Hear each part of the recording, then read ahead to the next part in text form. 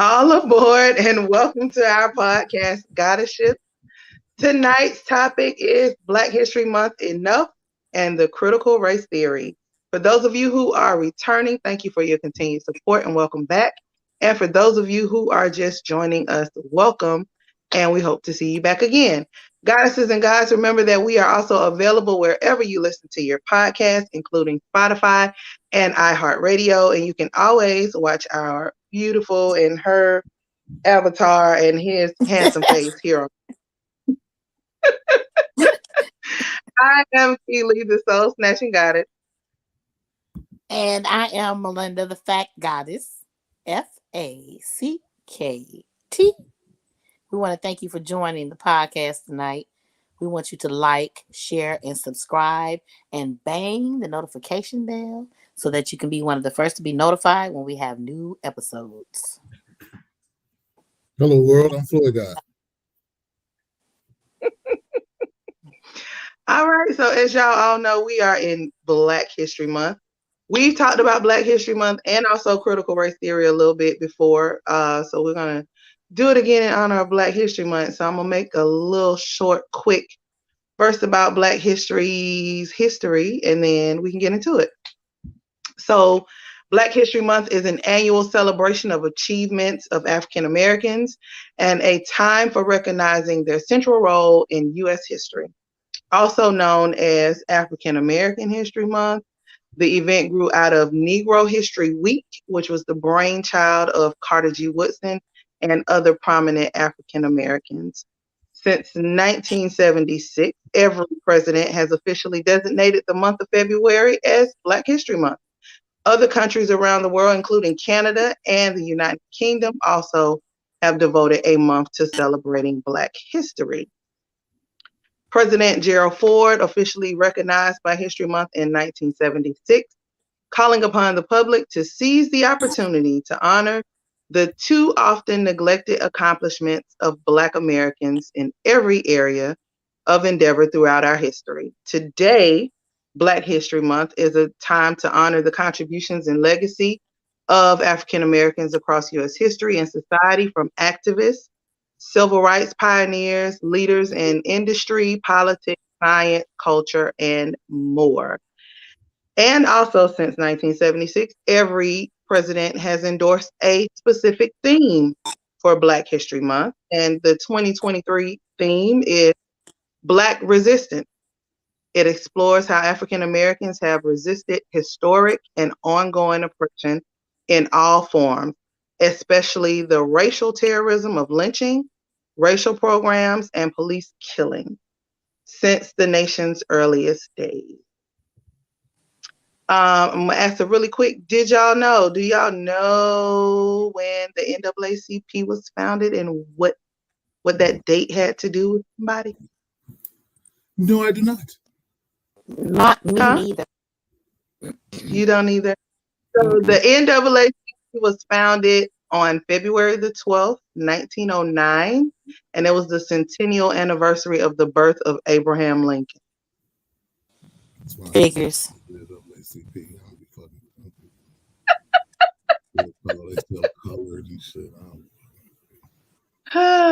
I knew that was gonna get both of y'all. It's like figures. Nope, not gonna do it. Let's see here. Oh, hi there, Atherton West J Media. What up? That's he has a podcast as well. His other name is Biggs. So he is watching. Thanks for watching and tuning in. Is that the brother that was on before? They had he was on there before. You shouted him out. He had I can't remember. It was a while ago he was on here, right? Is that the same guy? He has a couple of podcasts that he does. Okay, maybe that's the same person. I'm not sure. Okay, right on, brother. Yeah. All right. So in terms of critical race theory, there is a book written about it. One of the caveats before we dive into it is that critical race theory is constantly evolving as a field of study. And as such, there is no guide that can be truly considered complete in discussing what it is and what it is not. So fundamentally, critical race theory is an approach to holistically studying U.S. politics and institutions with a wide focus encompassing such subjects as criminal, legal, employment, housing, healthcare, and education, among other things. It suggests that racism is a part of a broader pattern in America. At its highest level, it posts that racism is implicitly woven into our laws, including the nature of policing and law enforcement in our communities, and then drilling down to everyday life that about systemic racism and how it impacts everything from hiring processes and practices to home loans. Critical race theory first emerged in 1970 and 80s when a law school professor explored how race and racism have shaped American laws and society. And the catalyzing factor behind it was the mixed results of the Civil Rights Act of 1964. So it was designed to remedy historical racial inequities by ending Jim Crow, desegregating schools, and ensuring voting rights for Black people. But its end goal has been unfulfilled decades later, and it was clear that questions needed to be asked. So, thus, critical race theory was born. At its base, it is a legal theory, one that views race as a social construct and explores the relationships between racial inequities and the law. The core idea is that racism is not merely the product of individual biases or prejudice, but something institutionalized within the structures and policies in our legal system. What it is not is the study for placing blame. It neither vilifies or victimizes any group. It does not vilify white people, which is one of the major arguments that people who do not want critical race theory taught in schools have. I guess I'll pause right there. You need to run. Okay, I'll keep going. Critics of critical race theory claim it presents a strictly negative picture of the United States, one designed to make young people ashamed of their country and themselves. This is a dangerous oversimplification. It merely encourages a clear-eyed view of this country's history and its racial prejudices, and has informed our legal structures and essentially the view if America ever lived up to its ideas of equal justice under the law. Plain and simple. But that's it. Oh, it's currently not taught in K through 12 schools, but it is relegated in most law schools and universities. So a lot of people who want it taught want it to also be taught in K through 12. All right. Y'all Also got any? used as a basis for redlining in Black communities. Huh? It was also used as a basis for what we know as redlining in Black communities, for like when mortgages wouldn't loan money out to Black people because of the communities that they lived in. Basically, let me give you a better definition of redlining. Well, basically, Black communities were blackballed from owning homes, getting mortgages, and things like that based off race. So that was one of the CRT was kind of one of the bases for how that redlining even started. Just for getting started or for looking at it? For how redlining was created. It was used as a tenet for how redlining was created, like for the basis of redlining. Was it? Here, I go to my source. So let me give you my source. Because I ain't just gonna be up here just saying no shit without no source. And y'all excuse my blue talk. I wasn't supposed to eat no candy before I got on here, and I did. It's blue as hell. Okay, but give me a moment. So I'll read the actual paragraph, I guess. So a good example of the basic tenets of critical race theory was when government officials literally drew lines around areas deemed poor financial risks, often explicitly due to the racial composition of inhabitants. Banks subsequently refused to offer mortgages to Black people in those areas. Okay, but that's not saying that critical race theory was used to make that. No, I'm Redlining saying, was there before critical race theory, so but I'm it saying explored what I'm okay. Well, or made it to- let me go back. Let me go back. The basic tenets of critical race theory, or CRT, emerged out of a framework for legal analysis in the late 1970s and early 80s, created by the legal scholars which you aforementioned. And this was they used an example of redlining as what the foundation of CRT is. No. So they use redlining as an example of showing how the racism is woven into the system, because that's what CRT explores. How racism is woven into the system of you buying a house, of your hiring processes, and everything else. It's not, they didn't use it to make it, they use it to explore it and exploit it and show how, show It's how, the foundation for how redlining was implemented. Exactly, because it was meant to be woven into where we couldn't buy houses. It drills all the way down and explores all of that. Okay, right on. So and even like certain laws that are made. But part of that I also have an issue with in terms of it not being taught in K through 12 is like, why not teach it? But see, what I don't, from what I've been like reading and stuff, and like just over the time, this whole CRT stuff, you know, whatever, to me it seemed like what critical race theory is and what politicians are trying to gaslight people into making it to be are two different things. Like I've read where critical race theory is actually a class that was taught in colleges. Like critical race theory really doesn't have much to do with teaching Black history in schools, but it's used as a way to gaslight people and to keep some BS going. Like when you really look at what critical race theory is, it has nothing to do with what conservatives are trying to make it sound like it is. So exactly. So for them, and I don't know if you heard when I was reading, they were saying that it creates a negative picture of the United States and makes young people be ashamed of their country and themselves, when that's not it. And it also, another thing that politicians say in it is they try to say it furthers racial divide, but it's not intended for that. It's intended for young people, which are supposed to start leading this country, to understand what is woven into the laws already that put certain people at an advantage and that white privilege and others at a disadvantage.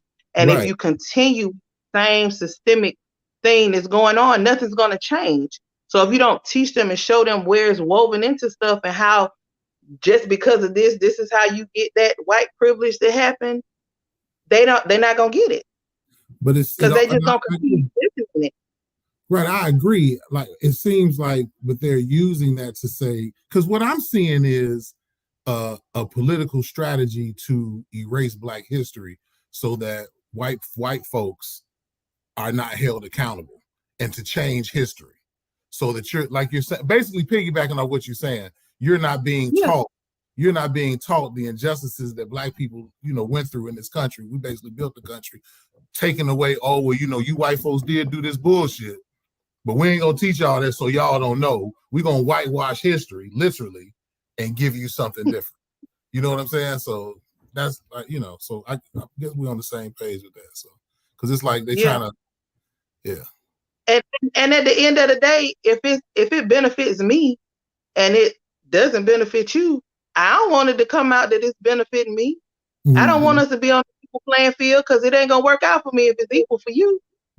I heard something interesting. I don't know if we said it here or if I heard it online. I'm not sure, but it was something to the effect of, if you keep trying to block this stuff, it's just going, how when you take something away or try to hide something from people, they want to go find out about it. So it might make people really try to go look and try to see, but we shall see, because entitlement is, privilege is so woven into our society.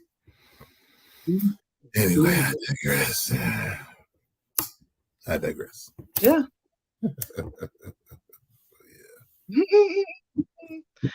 And it was really funny. I don't even know. I can't remember what show I was watching, but the way that the teacher taught about kind of like privilege is one of the guys that was sitting in the back of the classroom.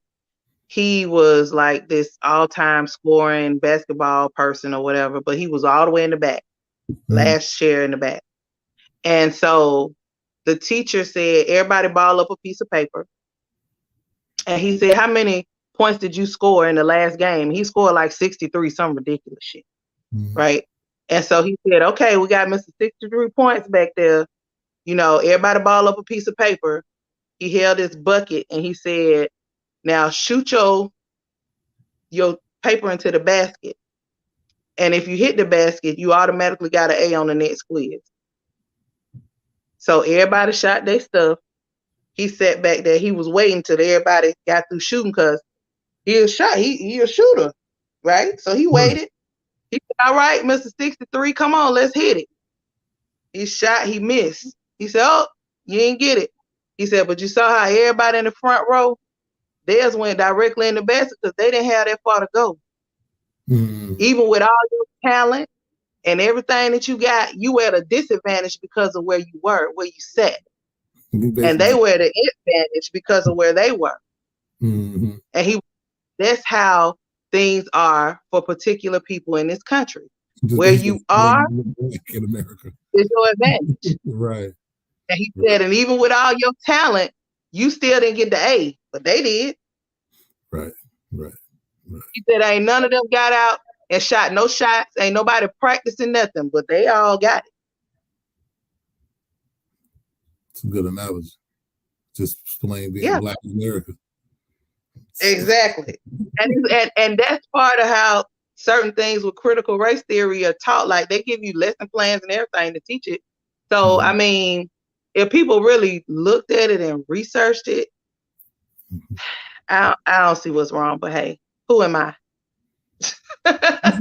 We just some people who actually read and don't watch the news and just listen to the propaganda and the programs and the scripts that's being implemented into your brain, telling lies to your vision. But I digress.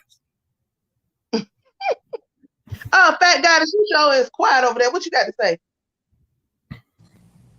Well, I'm not home and there's some music in the background, so I had it on mute until I was actually speaking because I don't know what it sounds like on y'all end.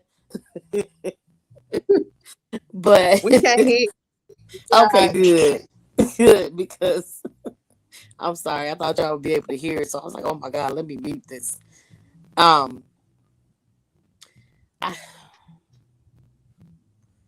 just don't have much to say on these theories and definitions of Black history, and because it all to me boils down to the whole narrative of they put out there what they want us to believe or us to think, and it just makes me think of them getting rid of the curriculum in Florida, and it's just like everything is too much. Like, we're here, we're not going anywhere, so you can define or not define Black history, you can come up with other types of theories, but the bottom line is you can't eradicate us like you really want to. And I mean physically, through literature or whatever other mechanism that they try to use. It's some of us are still coming full force, I guess is my point.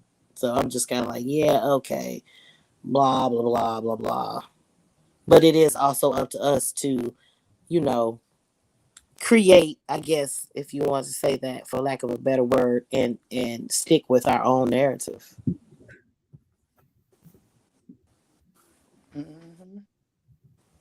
Kool-Aid said, ain't that Kool-Aid? That's good. Okay, Kool-Aid said history is the ultimate. It is what it is. That's the truth. And then Track Jipper said, that's the truth, DC. That's the truth. The ultimate is what it is. From Christianity all the way to race, it's the ultimate is what it is. That's what they say. So did y'all see the part where one of the elementary history books was rewritten to say that when the Pilgrims came to America, that the indigenous people who were already there wanted to share their land and volunteered to move to give them room? No. No. No. Like, wait a minute, what? No. You know, like people will go ahead and move around. You seem so cool. The fuck out of We're here. gonna let y'all have our houses. We gonna go on over there. Don't worry about it. That's crazy. No, I haven't heard. They changing the books around. Yes, most definitely. I said, wow. Oh, making it say what you wanted to say. They got the little jokes now where they be showing like in 30 years, Malcolm X gonna be a white dude. You know how they be showing the little pictures. You know, whitewash it. I ain't see that. I'm gonna have to see that. But I wouldn't be surprised. I wouldn't be surprised. I wouldn't be surprised. I mean, they show you white Jesus every day, so you know what I'm saying? Like, I wouldn't be surprised. So, you know, you can't find a movie about Egyptians with black people in it. The only person ever made something accurate about Egyptians was what Michael Jackson made, Remember the Time. That was the most accurate depiction of Egyptian people ever on television. But Charlton Heston been Moses for I don't know how fucking long. Some bullshit. But anyway, I digress. Not been Moses. Bullshit. Ain't even had no written shit like this. But I'm gone. I ain't gonna say that. Anyway, yeah. Who was the other one? I'm sorry, go ahead. I was just gonna ask, do y'all think that us celebrate Black history properly at all, the way we should, or at all? Ladies first. Since I got a mute off, go right ahead. Well, I mean, you know me, I don't celebrate just in February. I'm Black History all year round, and I celebrate things. I celebrate people. When I find facts, I tend to share those on social media. So, you know, I'm one of those people that believes we're all Black history every day, all day. It's not just limited to 1 month. And of course, it's always the whole irony of it being the shortest month in the year. And, you know, I don't subscribe to that.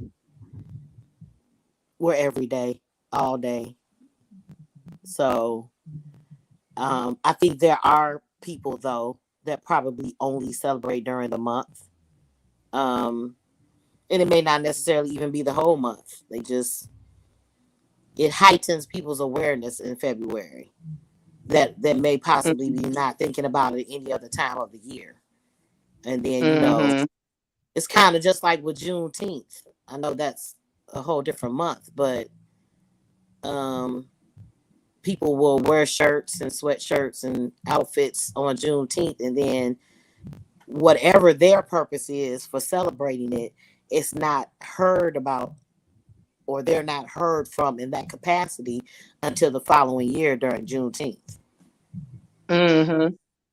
So it just is I guess you would have to say it's a matter of the individual, because some people don't even celebrate Black history at all. They think it's ridiculous. So it just really varies and depends upon the individual. But for me personally, I celebrate us all the time, in little ways and major ways. Got it. Kool-Aid said we were talking earlier on how they changed the narrative of Black Panther. Instead of Huey, it's T'Challa. Do you mean from the comic? No, I'm gonna let him say what he got to say, because I have a statement on that, and then I was gonna say something else. But I'm gonna wait for him to respond. Okay. Well, I guess why he responded. You want to go ahead? Yeah, you can go ahead and I was gonna say this, right? So I think that I'm trying to think which one's I say first. Okay, so it seems that every year in Black History Month it's the same kind of lineup. You know, it's like these particular Black people are celebrated, and I think it's very. I think, I mean, I think a little differently, so I understand that that's also an agenda as well. It's kind of how they. It's also how they utilize Martin Luther King. They always talk about the dream, but they don't talk about when he woke the fuck up. So, which is the reason he got killed. So, you know, it's always the same lineup of people. And honestly, Gerald Ford designated Black History Month. So to me personally, I think that you, like Melinda said, you have to celebrate Black history all year round, but that just basically means you have to take it upon yourself, as well as family members, your elders, to teach you about a lot more people that made history. So that means we have to do more research on people that have made way, you know, paved the ways in various aspects of life so that we can be who we are. Now, I also feel like when you celebrate Black history, you're still succumbing to white supremacy, because the government told you to celebrate on this month. The government gave you Juneteenth as a holiday. Like, you're only following what they're giving you. You know what I'm saying? So you're still following the program, as opposed to, hey, I'm going to do this way because this benefits my people, my legacy, you know, knowledge, teaching my children, generations or whatever. So I guess in a nutshell, I'm saying, I think to answer the question, is Black history enough? I don't think it was ever really anything. I think there was a time for it. So, like we talked about bringing recognition, but I think bringing recognition falls upon us as a community to do that, because white folks make sure that they know their history. Asian people make sure they know their history. They teach it. Even people in the motherland in Africa, they had griots, people who know history by memory and pass it down and pass it down. Every other race takes time to learn their history. Now, we can go into why we condition and we don't do this, that, and the other, but again, we have to take it upon ourselves to teach our history, learn about people. Like, I just learned about somebody not too long ago. It's this dude be posting up these Black history facts. Like, I just found out a Black woman made the GPS. You know what I'm saying? Something else I learned recently. But my point is, it's a lot of things we don't know. Instead of just looking at the lineup, Rosa Parks sat on the back of the bus, Martin Luther King had a dream, but we ain't gonna talk about when the nigga woke up. You know, like all of that. Like, let's go deeper. We have to be responsible for our culture, our history, before it does get whitewashed. You know. So. I agree to an extent, and let me explain why. I think we are some of the only people who don't fully know where all we came from because of the disconnect that happened during slavery. Like with Asians, they know their lineage. They can tell you. Like, some white people can tell you, I was German and some and Italian and this and this. They got all that lineage. They know. So we have to go a step beyond in order to find out. So we have to be vigilant in knowing where we come from and our roots. The only thing with that is some of them records ain't all the way there either, because they ain't care about us. It's still stuff on the book. We 3/5 of a person. Like, come on. Because I mean, the reality is Asian people come from Black folks. Like, history proves that the first Asians were Black people. I literally just saw something today about these Black women who are warriors that live in China or China or Japan, and they've been there for thousands of years. They are female warriors. They are African women, but they are Asian as well. And if you go to some of the museums in China, it's just something I read about, you'll see that the ancestors of Asians were Black people. So it's kind of like, yeah, they teaching their what's the word I'm looking for? They colonized history, but it ain't the actual history. You know what I'm saying? Because everybody came from us. It's just when them people came through and started fucking everything, you know, shit got Neapolitan. So, you know, but anyway.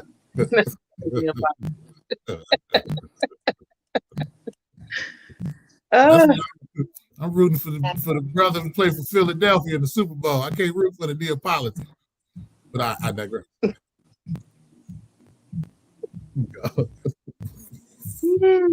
anyway.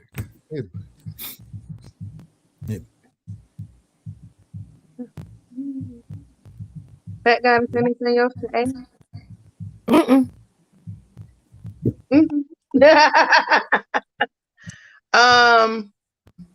Well, I know part of like I was really on my kids the other day and also their friends because y'all know I got a group boarding house.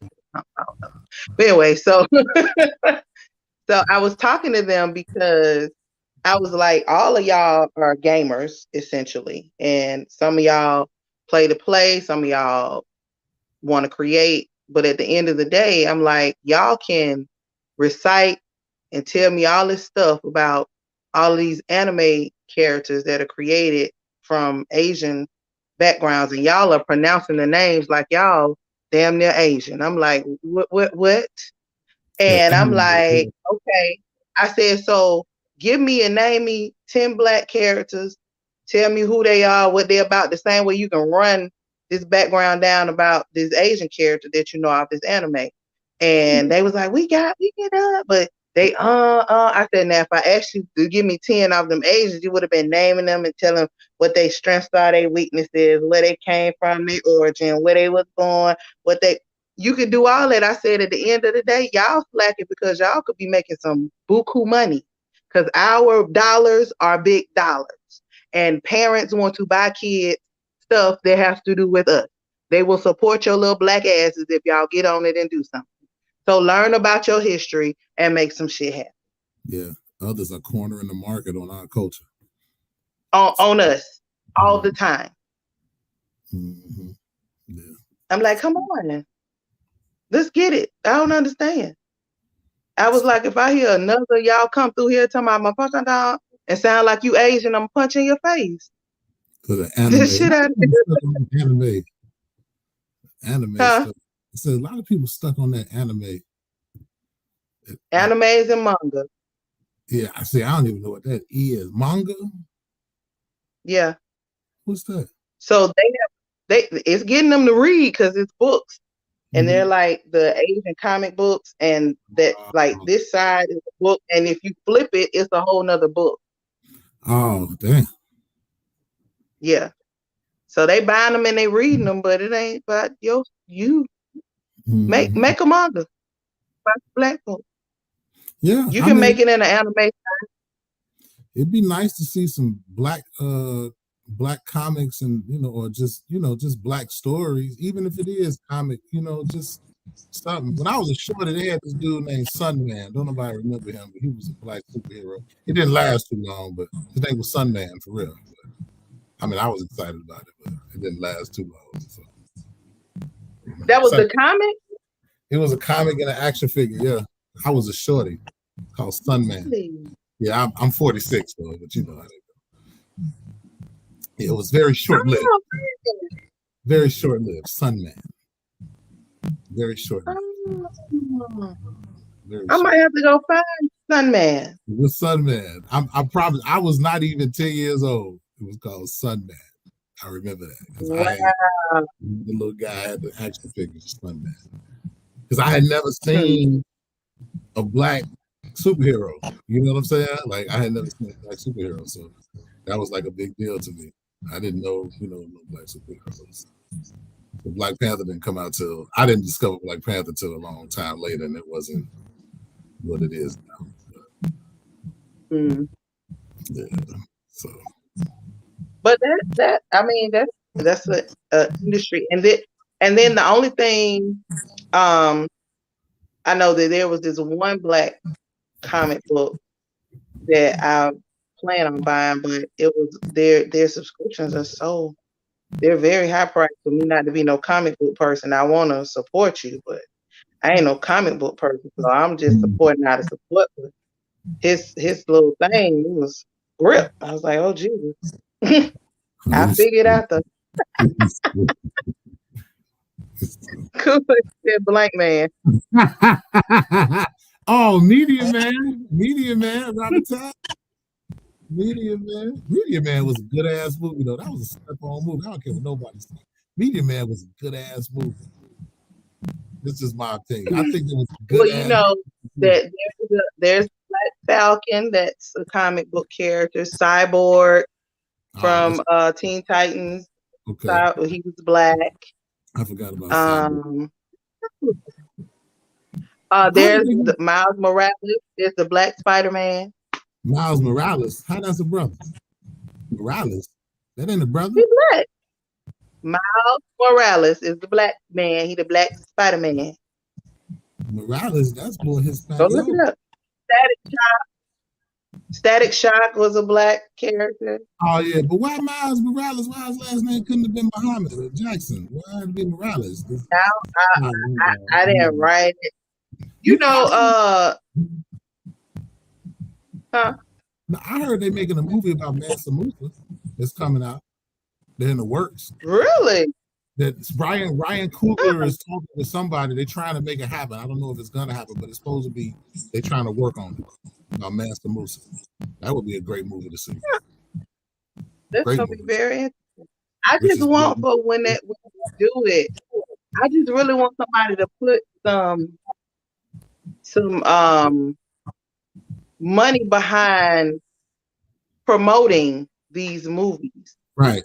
And like, I don't want them to say something about it 9 months before it's gonna come out, and it's all I hear about it. Then if it came and went and been out, and I still didn't see it because that was the only time I saw a promotion for it. Like we still, the movie we want to see with the brother who do the opera, that don't come out till like April. You know what I'm saying?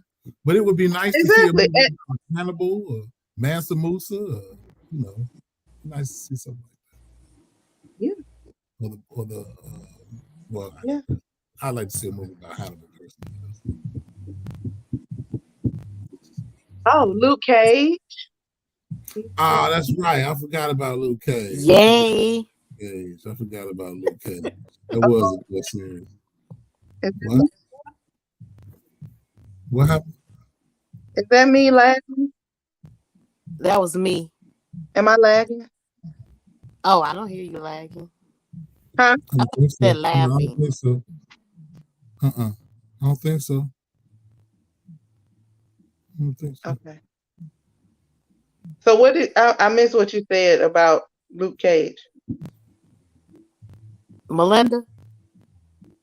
No, I thought Chloe said something. Oh no, I just said I forgot about Luke Cage. That was a good series. I just would like to see stories told about real black people that actually existed. Like make a movie about Robert Smalls, like the original fucking gangster. My God. You know what I'm saying? Like make movies about people that really did something instead of like always being cartoony or not real, So I totally agree. I completely agree. And I want it to be like the story of them being a badass, not the story of they started out attempting something and then it was foiled by the man. Like I don't want to see that. I want to see a success. You revolted and you did some shit and that's the shit. Right. Or like when you get back at the oppressor, but they make it a comedy, Django. Like that pissed me off. So crazy. But it's true though. It's true. He said the Junkyard Dog story. Shit, if that's the case, the Mr. T story. A lot of people sleep. Mr. T is a real brother. Like people just know him from the 18, but Mr. T is like a real down brother. Like I'm talking about fantastic activist, the whole nine. Like Mr. T's story is, and he's from Chicago. His story is absolutely amazing. Mr. T did an autobiography done about him. Like for real. I haven't seen nobody talk about the Junkyard Dog and JYD. Oh man. What was the shit though? I ain't gonna lie, what's the shit? Junkyard Dog.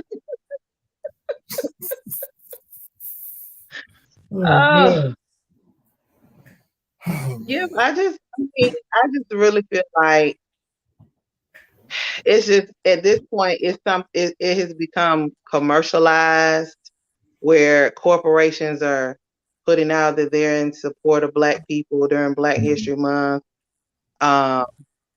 Like, even though I have nothing against Mr. Red Shoes, when they say that they're about Black 365, that's the only time the commercials are during Black History Month, and then you specify that you're Black Where's our 365. Black 365? Like, Heart problems, cholesterol, and high blood pressure. They show about Black 365, killing you niggas 365 days a year with that bullshit they feeding you. You damn right they about Black 365. Bastards. Damn shame. so yeah. I mean, I just feel like it's at this point it's a little, but all of that again stems from what you got to do is start it at home. Yeah. Teaching your kids. Revolution starts at home. I remember going to see Malcolm X. My high school, they made the whole school go. Like, they sponsored the field trip for our entire school, and we went to the theater up north. And I remember watching. I had already read the book, but I remember coming out of there and I was like, yo, like, I felt powerful. I felt empowered, like, because he came from, he made some bad choices, but then he changed his life, unfortunately he got killed, but I'm just saying, like, that was a movie that empowered me. You know what I'm saying? So, you know, those type of things, as opposed to, you know, I mean, but I don't want to go there again. But, you know, I mean, Wakanda Forever, it's cool, but, you know, it's just not real. But it's cool, though. You know. And then there are other things that and places that campaign to end systemic racism. Fair Fight Initiative is one of those.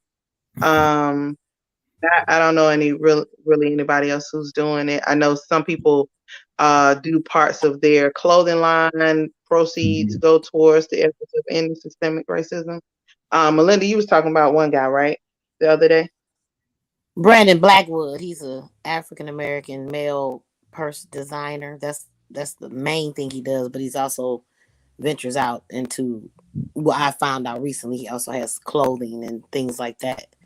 But he has a purse line called ER, and that's what it stands for, in systemic racism. So he has, I guess, that particular line, the proceeds or portion of the proceeds or whatever go to exactly that. You can also check out New Era Chicago and New Era Detroit. They like actual groups of people that are really working in the neighborhoods. They have different chapters all over the country, but it's called New Era. So you just pick a state, and they probably there. Oh. And they do a lot of stuff for the community. They actually shut down businesses that cause financial problems in the neighborhood. They help businesses to start. You know, they do all of that. Like, they way more than just protesting and singing. Like, they really in the streets, grassroots. So yeah, New Era. But it's like New Era, Chicago, Detroit. I think they got one in LA. I'm not sure, but I know for sure Chicago and Detroit. So yeah. So get out and research, and if you don't want to research, do it yourself. I'm looking forward to the episode we got coming up, where we gonna research, like, people, even though we're gonna do it from our city, but if we do something outside of our city too, like, I'm really looking forward to that, because I know I'm gonna learn something in it too. So it's kind of like, exactly, it's kind of indirectly a part 2 of this. So I think that'll be great. So it's gonna be real fun. Yep. So yeah. Most definitely. Other than that. All right, anybody else got anything else? No, y'all want to talk about anything y'all seen or that went down on the telling lies to the vision going on in the world today? Do y'all care about Asians flying balloons over motherfuckers? Or the fact that Joe Biden still ain't passed no real bills for Black folk, and Kamala Harris over there fronting their funerals and shit? Do we want to expound on that? Oh, okay. I'm sorry. Did I say so? Oh, excuse me. No. She said she ain't in it. Her name is Bennett, and she ain't in it. She was just on the ticket for. Man, Al Sharpton, all these my God. Oh. I mean, like seriously, at the end of the day, we already know and knew it was the lesser of two evils. Neither one of those persons, or pretty much anybody else in politics, honestly and truthfully, has Black people's best interest at heart. It's just not that. Which is why some of these things that need to be removed and exposed of how we are at a disadvantage systematically needs to be put to the forefront and changed. But there's a couple of things that happens or have to happen within our community before that can happen. And one of them is we got to get on the same damn page because we all over. We need a Black caucus without the bullshit. But, you know, right. Where did she even show up from? From the back. From the back. But, you know, what's unfortunate is like, because there's two realities here, right? One reality is we so conditioned and, you know, we've been mentally conditioned and just messed up to where we can't come together because we so busy fighting each other. Like even in the quote unquote woke conscious community, they fighting each other. It's like, what the fuck? And everybody trying to say the same shit. It's like you start out and trying to enlighten people, but y'all battling each other to see, like, come on. So we have to get rid of that. And then at the same time, if we can come together, we need an independent party. Like the Black Panther Party was so much more than just brothers with leather jackets on that had guns. They were trying to form a political party. You know, so we need an independent party that's really going to be in the best interest for our people. And that's not Democrats, that's not Republicans. We keep falling for the same old song every year. You know, every 4 years, whatever the hell it is, I'm going to hang out in y'all churches. I'm going to sing these old Negro spirituals. I'm going to pretend to click my fingers and nod my head, but then turn back around and tell you what I'm not going to do for Black folk. You understand what I'm saying? Her voice always be changing sometimes, but you know, Biden in the church. No, the funny thing I seen was when Biden was in there for Martin Luther King in the church, and they were singing and he wasn't moving. It wasn't no bob, it wasn't no weave, it wasn't no rock. He was standing still looking like, what's going on? Same script. He done gave Asians reparations. He done sent billions to the Ukraine. He ain't passed. What's the brother name? John, man, he just passed away about a year ago, man, as an activist. Oh my God. Now you don't. I know who you're saying. I can't even say it. I feel bad. I can't remember this man's name. My God. John Lewis. John Lewis. They still ain't passed his bill. What was that? The anti-hate bill, the anti-crime bill, or whatever it was against Black folk. But y'all just did an anti-hate bill against AIDS. But when y'all was running for office, it was we shall overcome in this motherfucker. So man, we need an independent party that's gonna benefit us for real. But unfortunately, so many of us is just conditioned, and it's just hard to just come together just to do stuff. And they know that, and they capitalize on that all the time. You know, it's bad. Like you get somebody the right amount of money, they'll turn against you.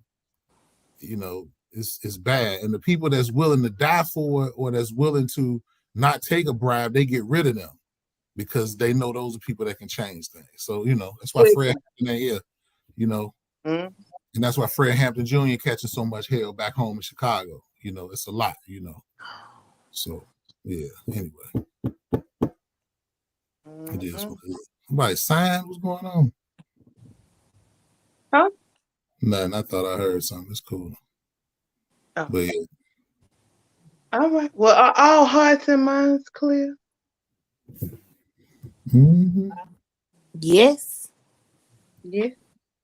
Because I am a generational wealth builder. Voting Rights Bill. That's what it was called. John Lewis Voting Rights Bill. Just to be clear. Yeah, he was down in it for all his life. So he left. Oh. Well, I don't know. My heart and my mind clear. I'm just here chilling. All right. Well, Fat Goddess, do you have one for us this evening? Yeah, Black History is not just in the month of February. It's 365. All right. I love you, but know that. I know that. All right. And if y'all have any suggestions, y'all can send them to Fat Goddess at fatgoddess@gmail.com, and that is FACKT goddess at gmail.com. And it will also be in the description below. All right. Well, that concludes our show for this evening. Thank you all for joining us as we do our best to give you the content you deserve. Feel free to keep the conversation going below in the comments. We do look forward to reading them and we respond. Again, thanks for watching. And if you have not, make sure to thumbs up this video, like, share, tell a friend to tell a friend, subscribe, and click or bang the notification bell so that you'll be notified of our new episodes. So we good for next week. Okay. See you next week on Goddess Ship at 9 p.m. on Monday, because every ship matters. All ships aren't the same. And life is lived on ships. Shout out to my mama, the super OG. I love you, Mom.